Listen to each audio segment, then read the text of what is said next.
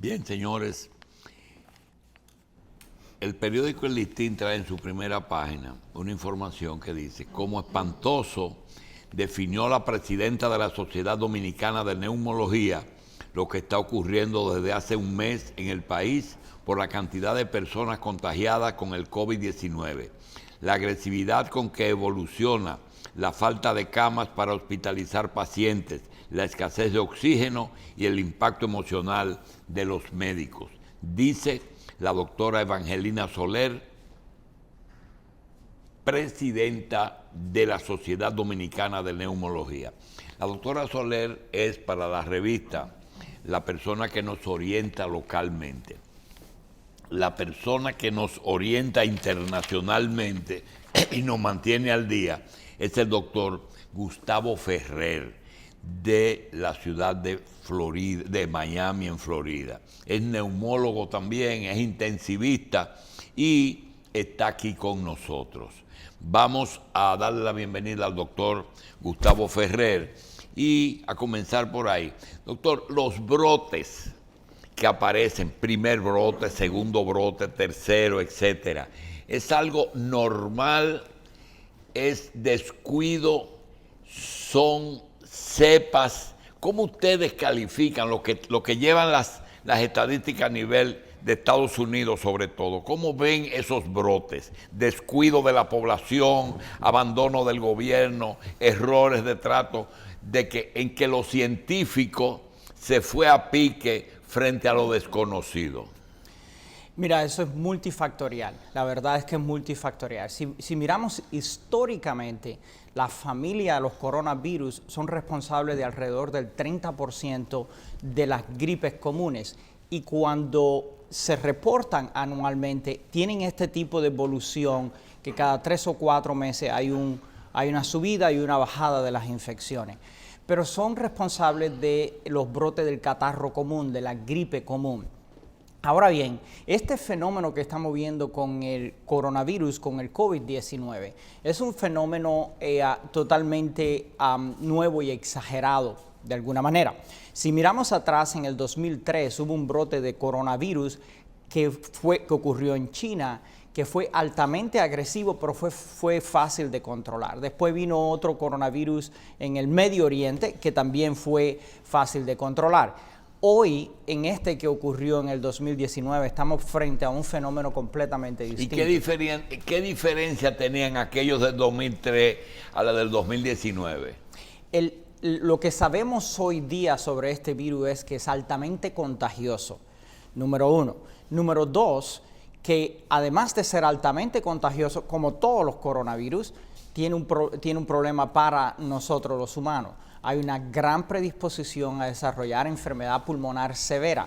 Número 3, esta familia nueva de coronavirus que estamos enfrentando no solamente desencadenan una cascada inflamatoria, sino que es más bien como una reacción exagerada de inflamación y alergia, digamos, al mismo tiempo, que lleva a definir prácticamente 2 etapas de la enfermedad.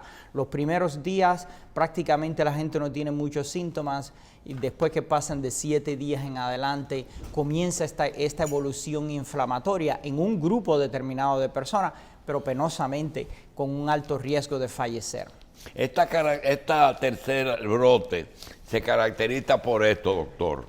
Mire, este diario nos ha alimentado durante año y pico con los datos de que hoy día tenemos 292.786 confirmados con 876 casos nuevos.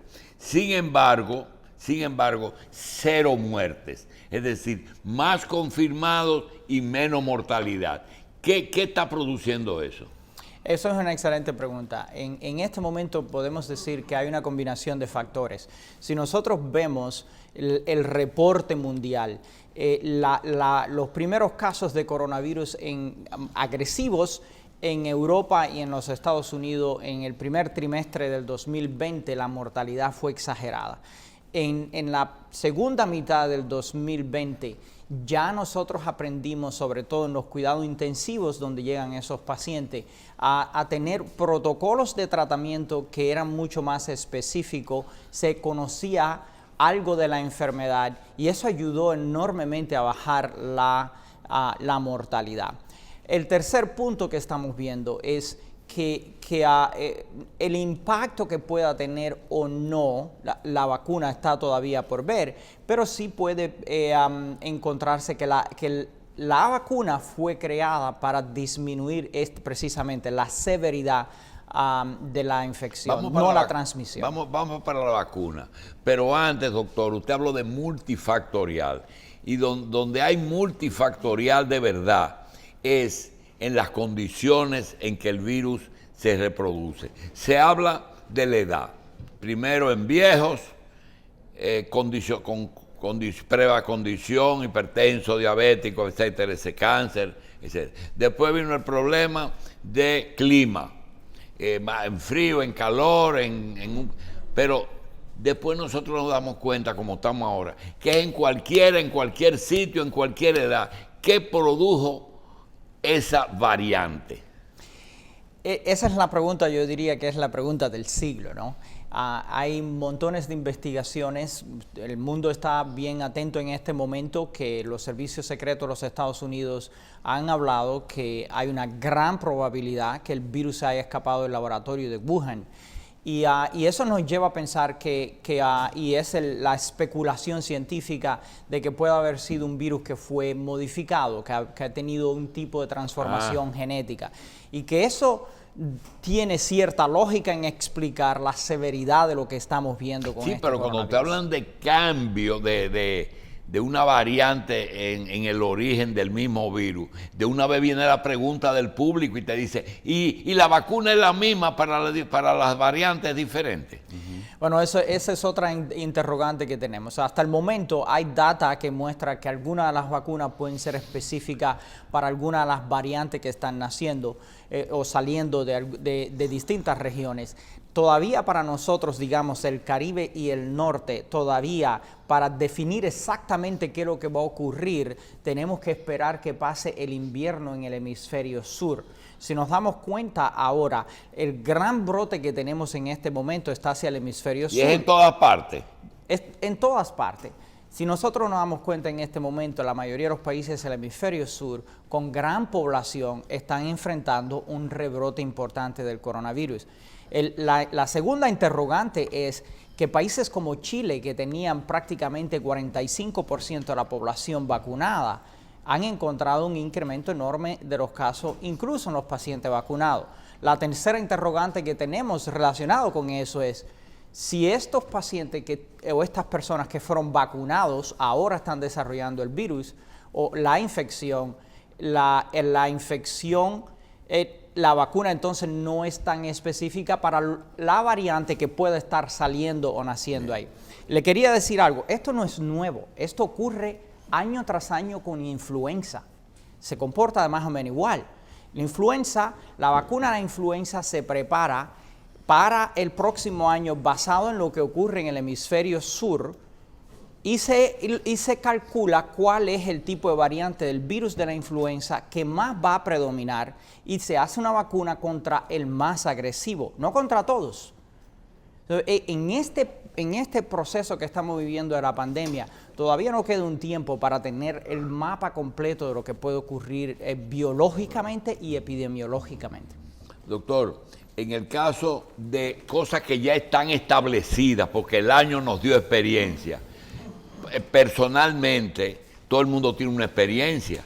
Una es el caso de que el que te dio el coronavirus tiene una dosis de inmunidad de las que normalmente te proporciona la vacuna. La otra es un dato indiscutible, el que tiene O positivo tiene menos incidencia que los que tienen A positivo. Y la otra es, le digo porque personalmente yo he obsequiado más de 500 unidades de un spray nasal que se llama X-Ray y otro también de otra marca, que los que han usado eso han tenido mejor pronóstico. ¿Eso es así? Sí, efectivamente. Usted habla de, cuando nosotros vemos este virus y lo que conocemos hoy científicamente, lo que ha ocurrido, el coronavirus se acopla a un receptor que le llamamos AC2. Esos receptores, la gran mayoría de esos receptores están en las fosas nasales y en la parte superior de lo que le llamamos la orofaringe, detrás de la lengua.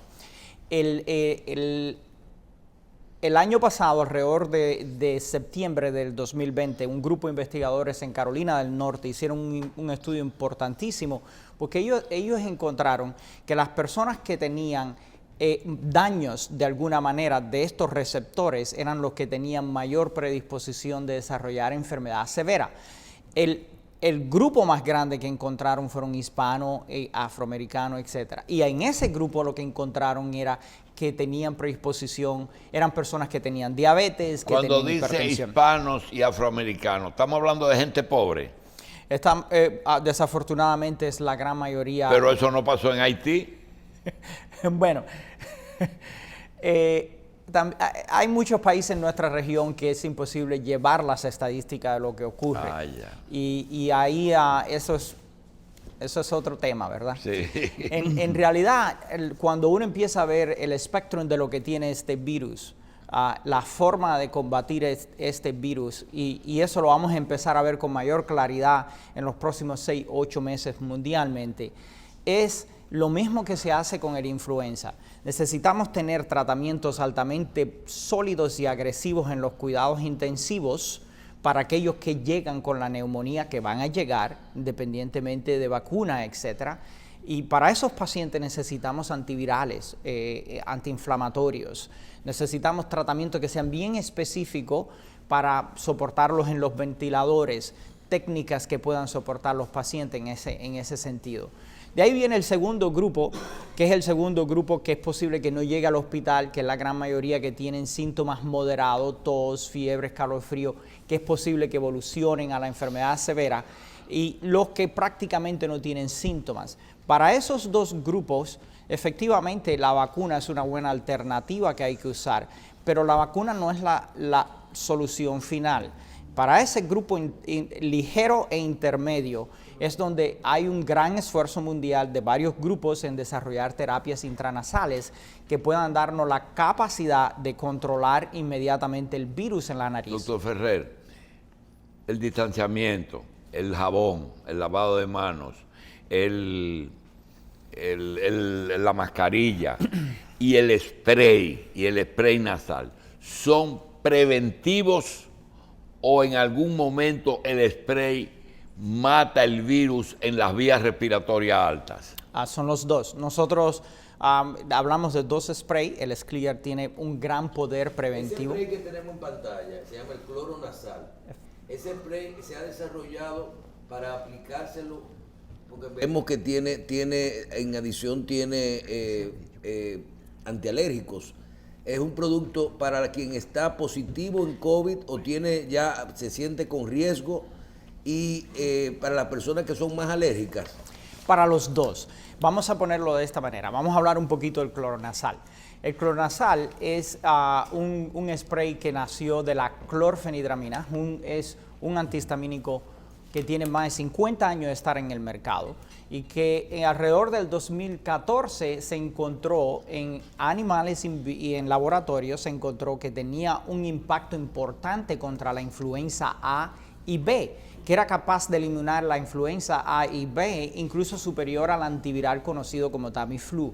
Después se hizo un modelo animal con pacientes con neumonía por la influenza y fue incluso mucho más superior. De eso, doctor, hemos recibido reportes de que inclusive en otro tipo de afecciones de vías respiratorias altas, el tipo de spray ha mejorado mucho, inclusive aquí personas que trabajan aquí, se le ha quitado un poco de otro tipo de síntomas que tenían. Es así, el spray puede resolver otro tipo de problemas. Efectivamente, cuando ese spray se creó y se desarrolló con una compañía en Inglaterra llamada Nanopharm, lo que se hizo fue que se extrajo la mejor parte de la molécula de la clorfenidramina y se pone en una composición en el spray que es capaz de, el impacto más importante que se buscaba cuando lo lanzamos fue tratar de controlar las alergias y tratar de controlar las rinitis, las inflamaciones nasales, la sinusitis. ¿Por qué? Porque en los últimos 10 años nos hemos dado cuenta que los tratamientos intranasales para alergias y para rinitis y para la sinusitis son mucho más efectivos que los orales, porque los orales tienen que, para la medicina, pasan por el hígado, tienen efectos secundarios importantes, y cuando es directo intranasal, se puede usar una dosis extremadamente baja y con un impacto mucho más alto. Y ese spray intranasal 2 veces al día, en la mañana y en la noche, y algún tipo de gárgaras de agua de sal, han mantenido mucha gente fuera del alcance del virus. ¿Puede detener eso de una forma tan radical a altura, digamos, de cabeza, de vía respiratoria alta? ¿Puede hacerlo? Absolutamente. Si recordamos que las evidencias muestran que el virus donde entra y se acopla es en la nariz. Le voy a decir algo importante, que el grupo de investigación nuestro recientemente hizo una encuesta en Brasil y en Argentina y recopilaron datos de más de 8,000 personas. Y se le preguntó a la gente que por dónde entraban los virus en la vía respiratoria. 65% de las personas respondieron que era a través de las manos. ¿Okay? 10% respondieron que era a través de la piel. Solamente el resto, un 15-18%, pudieron decir que entraba por la nariz. En esencia, los virus entran por la vía respiratoria. Si entran por la nariz, entran por el aire, doctor. Efectivamente. Entonces, ahí viene la pregunta que todo el mundo se está haciendo. Porque es que a veces preguntamos cosas que nosotros sabemos y hay que preguntar las cosas que la gente te pregunta en la calle. ¿Qué sentido tiene un país que está compartido con otra nación de tú vacunar a todo el mundo o darle un spray 2 veces al día a todo el mundo si el vecino que tiene el mismo aire de nosotros no lo tiene? ¿Tiene sentido no vacunar al vecino? Al vecino hay que ayudarlo y tratarlo, porque los vecinos cruzan y los vecinos se encuentran entre nosotros y los virus. ¿Y qué distancia es razonable para contagiarse? Mira, las investigaciones muestran que más de 3 pies o alrededor de 3 a 6 pies es la distancia ideal para bajar el contagio. Pero ya tenemos más de 1 año y medio en esta pelea con este virus. Es prácticamente, estamos entrando en una etapa en la que tenemos que convivir con él, en el que la gente inexorablemente está regresando a estar uno con otro más pegado. Nosotros viajábamos este fin de semana y he estado viajando muchísimo. Usted llega a los aeropuertos y nadie respeta ninguna distancia. Ya eso no existe. Bien, doctor, vamos a aclarar bien lo de los sprays, que hay muchas interrogantes. Tenemos 2 sprays, Clor-Nasal y Xlear. Estos 2 sprays, ¿cuándo se deben utilizar? ¿Cuándo se debe utilizar uno o el otro? ¿Y qué tiempo usted entiende que eso tiene un efecto en las vías nasales cuando uno lo aplica? Mira, vamos a empezar por el Xlear. El Xlear es un producto que es una combinación de solución salina, algo que se llama GSE y xylitol.